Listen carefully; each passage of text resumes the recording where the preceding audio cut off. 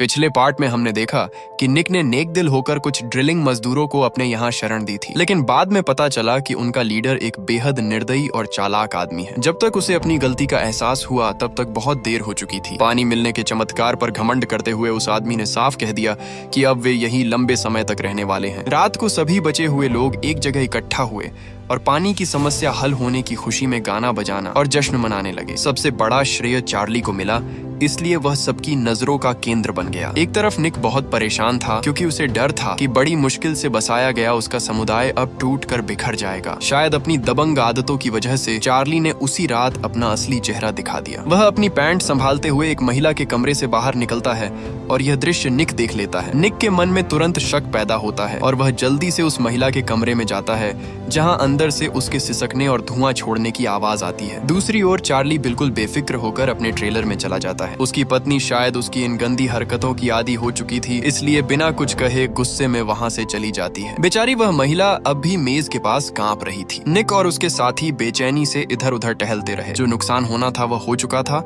और अब उसे बदला नहीं जा सकता था, लेकिन आगे किसी और के साथ ऐसा न हो इसके लिए कुछ करना जरूरी था। निक पहले से ही समझ चुका था कि चार्ली एक शिकारी स्वभाव का इंसान है जो कमजोर लोगों का शोषण करके आनंद लेता है। दयालु एमा को अपनी गलती पर बहुत पछतावा हुआ और उसने कहा कि उन्हें तुरंत यहाँ से निकाल देना चाहिए। निक ने सिर हिलाकर कहा कि वे जंगली जानवरों की तरह हैं, चाहे जितना दूर भगा दो फिर भी वापस आकर बदला लेंगे। डॉक्टर मॉली ने भोलेपन से पूछा कि क्या हम यहाँ एक जेल बनाएंगे। इस बार एमा ने असाधारण दृढ़ता दिखाई और कहा कि हमें चार्ली को खत्म करना होगा। निक ने सबसे पहले इसका समर्थन किया, लेकिन कुछ लोग जो लंबे समय से सुरक्षित माहौल में रह रहे थे वे मानते थे कि किसी की जान इतनी आसानी से नहीं लेनी चाहिए। किसी ने तो वोटिंग कराने का सुझाव भी दे दिया। एमा लगभग झुंझला गई और बोली कि यह कानून की बातें करने का समय नहीं है। आखिरकार जेन ने भी अपनी राय रखी। उसने बताया कि पिछली रात उसकी चार्ली से थोड़ी मुलाकात हुई थी और वह समझ गई थी कि वह एक बेलगाम भेड़िया है। ऐसे आदमी से निपटने का सिर्फ एक तरीका है कि उसे जड़ से खत्म कर दो। उसका पति स्लागा भी स्वाभाविक रूप से अपनी पत्नी के पक्ष में खड़ा हो गया। इधर पड़ोसी जॉर्ज को अब भी लग रहा था कि ऐसा करना ठीक नहीं होगा। कुछ समय पहले तक वह चार्ली के साथ बैठकर शराब पी चुका था और दोनों की आपस में सबसे अच्छी बनती थी, लेकिन अच्छी बात यह रही कि उसकी पत्नी मैरी समझदार निकली। आखिरकार उसने अपने हिचकिचाते पति को समझा बुझाकर मना लिया। नरमी और सख्ती दोनों तरीकों से समझाने के बाद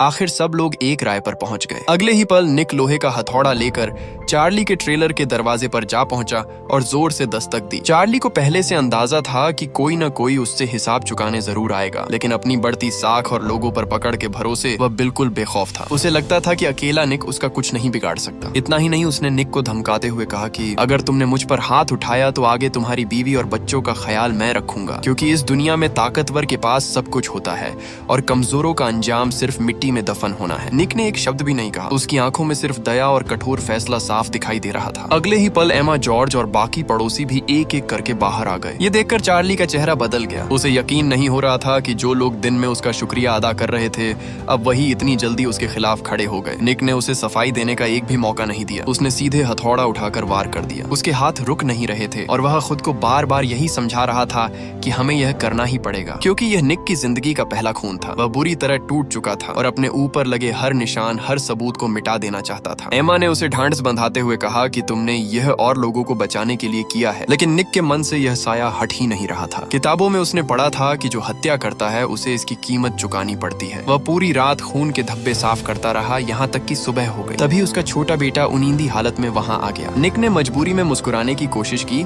और उसे जल्दी से बाथरूम से दूर ले गया। पीछे सिर्फ वह ठंडा लोहे का हथौड़ा रह गया जिस पर अब भी खून के निशान जमे हुए थे। लेकिन मामला यही खत्म नहीं हुआ था। सब लोग तनाव में अपनी मुट्ठियां भींचे खड़े थे क्योंकि चार्ली के साथियों की संख्या कम नहीं थी। जरा सी चूक फिर एक बड़े संघर्ष को जन्म दे सकती थी। उन्होंने तय किया कि सबसे पहले चार्ली की पत्नी से बात की जाए। जब वह उठी तो मॉली ने बिना घुमाए फिराए साफ कह दिया कि चार्ली मर चुका है और उसकी दरिंदगी अब और बर्दाश्त नहीं की जा सकती थी। कुछ पल के लिए वह स्तब्ध रह गई, लेकिन फिर उसने हैरान कर देने वाली शांति से इस सच को स्वीकार कर लिया। असल में वह पहले से ही अपने पति से बेहद नफरत करती थी। अब आगे का काम काफी आसान हो गया। जब चार्ली के बाकी साथी बस से बाहर निकल कर आए तो निक और उसके साथी हथियार थामे हुए अलग अलग ऊंचे स्थानों पर तैनात हो गए। उन्होंने पहले से पूरी तैयारी कर रखी थी, इसलिए सामने वालों को जवाबी हमला करने का जरा भी मौका नहीं मिला। निक ने सीधे आखिरी चेतावनी दे दी, या तो चार्ली से अपना रिश्ता पूरी तरह तोड़कर यही शांति से रहो, या फिर तुरंत अपना सामान बांधो और यहाँ से निकल जाओ। ये सुनते ही ज्यादातर लोगों ने बिना कुछ कहे निक का साथ चुन लिया। असल में वे लोग पहले से ही चार्ली की गुंडागर्दी और बदतमीजी से तंग आ चुके थे। सिर्फ घुंघराले बालों वाला एक आदमी झुकने को तैयार नहीं हुआ, क्योंकि जब भी चार्ली कोई गलत काम करता था तो वही बाहर खड़े होकर निगरानी करता था। दोनों एक ही थैली के चट्टे बट्टे थे। निक भी ऐसे इंसान को अपने समुदाय में रहने नहीं देना चाहता था। उसे अकेले जाते देख सबने राहत की सांस ली, लेकिन दरवाजा बंद हुए कुछ ही देर हुई थी कि वह आदमी वापस लौट आया। कुछ मिनट सोचने के बाद उसे समझ आ गया था कि इस प्रलय जैसी दुनिया में वह अकेला ज्यादा दिन जिंदा नहीं रह पाएगा। उसने निक से विनती की कि पुरानी बातों को भुलाकर उसे अपने साथ रहने दे। अपनी सच्चाई दिखाने के लिए उसने खुद अपनी छुरी निक के हवाले कर दी। निक कुछ पल के लिए रुका और सोचता रहा, फिर उसने दृढ़ता से सिर हिलाकर मना कर दिया। उसने कहा कि घास फूस आखिर घास फूस ही रहती है और उसे फिर से हरी भरी फसल नहीं बनाया जा सकता। ये कहकर उसने छुरी वापस उसके हाथ में थमा दी और बिना पीछे देखे मुड़कर चला गया। देखते ही देखते 3 साल बीत गए। बाहर की दुनिया में हरियाली और जीवन पहले से भी ज्यादा खिल उठा था। समुदाय के बच्चे भी अब धीरे धीरे बड़े हो रहे थे। छोटा बेटा जोई एक बड़े पेड़ की सबसे ऊंची शाखा पर चढ़ गया और चारों ओर फैले खूबसूरत नजारों को निहारने लगा। उसे ऊपर से सब कुछ देखने का एहसास बेहद पसंद था। 2 हफ्ते बाद निक ने सभी पड़ोसियों के सामने गर्व से घोषणा की, मेरे बेटे जोई ने एक शानदार चीज बनाई है। इतना कहकर उसने पीछे रखा लकड़ी का पर्दा हटाया। उसके पीछे एक साधारण मगर अनोखा उड़ने वाला यंत्र खड़ा था। ये जोई के आइडिया पर बनाया गया था। सोलर पैनल की मदद से यह लगभग 200 मील तक उड़ सकता था। बेशक इसमें आसपास के पड़ोसी अंकलों की मदद भी शामिल थी। पिता निक की आंखों में गर्व साफ झलक रहा था। उसके लिए समुदाय का हर बच्चा भविष्य का एक हिस्सा था, लेकिन जोई ऐसा बच्चा था जो खुद भविष्य बना सकता था। सभी लोग बड़े आंगन में इकट्ठा हुए और स्वादिष्ट खाने के साथ जोई की सफलता का जश्न मनाने लगे। लेकिन किसी ने इस बात पर ध्यान नहीं दिया कि छोटे लड़के का चेहरा कुछ पीला और फीका लग रहा था। रात को जब निक उसे कहानी सुना रहा था, तब जोई ने धीरे से कहा कि उसके शरीर में बहुत ठंड लग रही है। निक को लगा कि शायद यह सिर्फ एक सामान्य सर्दी जुकाम है, लेकिन आधी रात को अचानक जोई अपने कमरे के दरवाजे पर ही बेहोश होकर गिर पड़ा। तुरंत डॉक्टर मॉली को बुलाया गया और जांच करने के बाद पता चला कि छोटे बेटे को एक खतरनाक वायरस ने संक्रमित कर दिया है। उस समय जब दुनिया खत्म हुई थी और निक ने खुद इस बीमारी का शुरुआती दौर नहीं देखा था। वह तो बस एक रात सोया और अगली सुबह उठकर देखा कि दुनिया तबाह हो चुकी है। लेकिन डॉक्टर मॉली ने अपनी आंखों से इस वायरस की भयावहता देखी थी। उसने बताया कि शुरुआती संक्रमण में मरीज के पूरे शरीर में तेज बुखार चढ़ जाता है और वह होश खो देता है। सिर्फ 2 से 3 दिनों के अंदर उसके अंग काम करना बंद कर देते हैं और मौत हो जाती है। सबसे डरावनी बात यह थी कि यह वायरस बेहद तेजी से फैलता था। न इसका कोई इलाज था और न ही कोई वैक्सीन। मॉली ने निक को सख्ती से कहा कि तुरंत बचाव के सारे इंतजाम किए जाए, लेकिन उस वक्त निक के लिए दुनिया की हर बात छोटी थी। उसे बस अपने बेटे को जल्दी से जल्दी ठीक करना था। मगर जैसा डर था वही हुआ। समुदाय में दूसरा संक्रमित व्यक्ति भी सामने आ गया। एमा ने तुरंत पड़ोसी मैरी को मदद के लिए बुलाया। मैरी और ईवी पहले इस वायरस से संक्रमित हो चुके थे,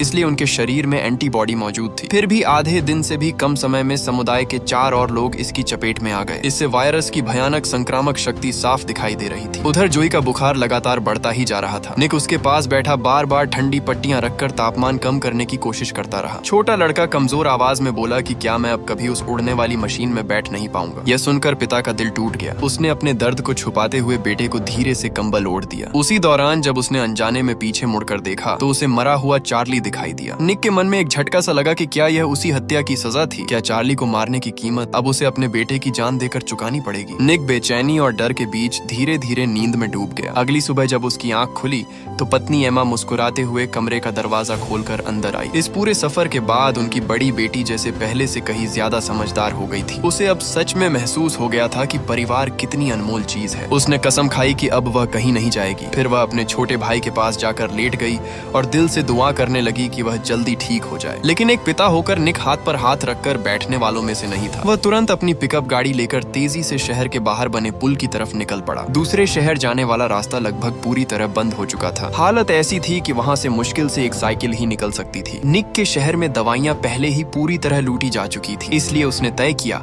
कि पड़ोसी शहर जाकर किस्मत आजमानी होगी। हालांकि वह शहर भी तबाही का शिकार हो चुका था, फिर भी वहां जगह जगह दवाइयां पड़ी दिखाई दे रही थी। उसे अच्छी तरह पता था कि इन दवाओं से उसके बेटे की बीमारी पर शायद बहुत असर न पड़े, लेकिन वह अपने प्रियजनों के लिए कुछ न कुछ करना चाहता था। ठीक वैसे ही जैसे कभी जब वह जंगली शेर के हमले में घायल हुआ था, तो उसकी पत्नी बिना अपनी जान की परवाह किए जंगल में शिकार करने निकल गई थी। निक ने जल्दी जल्दी एंटीवायरल दवाओं का एक बड़ा बैग भर लिया। जैसे ही वह लौटने लगा तो उसकी नजर गलियारे के किनारे बने एक प्रार्थना कक्ष पर पड़ी। वह कुछ पल के लिए ठिठक गया, फिर धीरे धीरे अंदर चला गया। अब निक पूरी तरह टूट चुका था और उसके पास कोई रास्ता नहीं बचा था। वह बस ऊपर वाले से यही प्रार्थना कर सकता था कि उसकी पुकार सुन ली जाए। उसने मन ही मन कहा कि अगर चार्ली को मारने की कोई कीमत चुकानी है तो मेरे बच्चे की जगह मेरी जान ले लो। मैं अपनी जिंदगी देने को तैयार हूँ, बस मेरा बेटा बच जाना चाहिए। क्योंकि अब उसे महसूस हो चुका था कि अगर उसका परिवार न होता तो वह खुद भी इस दुनिया में कभी जिंदा नहीं रह पाता। उसी पल निक पहली बार सच में ये सोचने लगा कि वह आखिर अब तक किस वजह से जीवित है। इसी के साथ ये एपिसोड यही खत्म होता है। अगर आपको इसका अगला पार्ट देखना है तो वीडियो को लाइक और कमेंट में पार्ट 4 लिखे।